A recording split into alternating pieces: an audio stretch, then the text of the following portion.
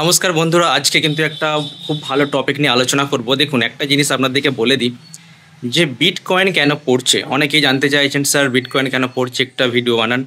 তো দেখুন, বিটকয়েন আমরা জানি যে $1,26,000 অবধি গিয়েছিল।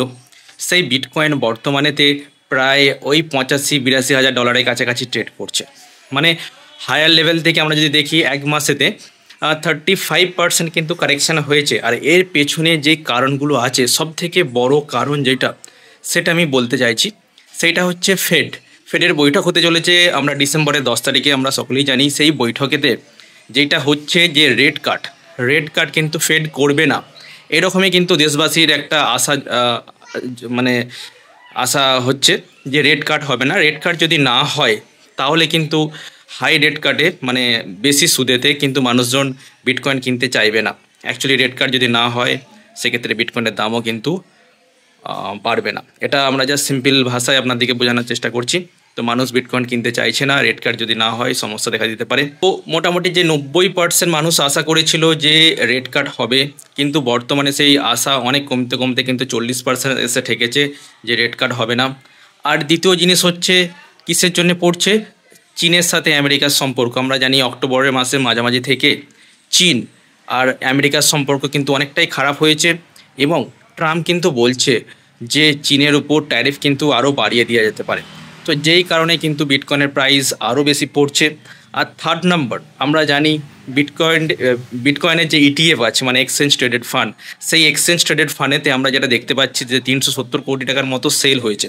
মানে যারা ইটিএফের উপর ভরসা করেছিল বিটকয়েনে, তারাও কিন্তু বেশ ভালো মতো সেল করছে। বড় বড় যারা উইসোলার, তারাও কিন্তু বিক্রি করে দিচ্ছে বিটকয়েনকে। সেক্ষেত্রে সমস্যা বাড়ছে। আর ছোটো ছোটো যা প্রতিষ্ঠান বা সাধারণ যারা ইনভেস্টার, মানে রিটেল ইনভেস্টার যারা, তারাও কিন্তু বিটকয়েনে সেল করছে।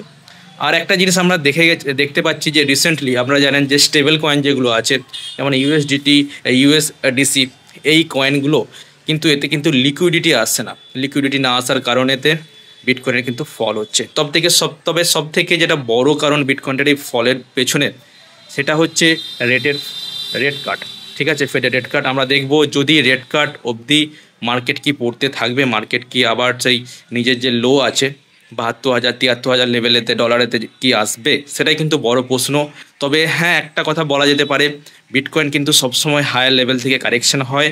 আপনারা যদি সুযোগ পান বিটকয়েনটা ইনভেস্ট করার, তাহলে কিন্তু এই লোয়ার লেভেল খুব একটা ভালো অপরচুনিটি বা সুযোগ হতে চলেছে। ঠিক আছে, দেখুন, এর ডিজিটাল অ্যাসেটের জনপ্রিয়তা কিন্তু দিন দিন বাড়ছে। তো এই সুযোগ যদি আপনি মিস করেন, হয়তো অনেক কিছু আপনি মিস করতে পারবেন। তো এই লেভেলেতে বিটকয়েনটা ইনভেস্ট করা যাবে? তো অবশ্যই কমেন্ট করে আপনারা নিচে জানাবেন। আর আমাদের স্টক মার্কেট সম্বন্ধে বা ইনভেস্টিং সম্বন্ধে এই চ্যানেলটাকে, বুলিশ ব্রাসকে আপনারা সাবস্ক্রাইব করে লাইক করে রাখবেন।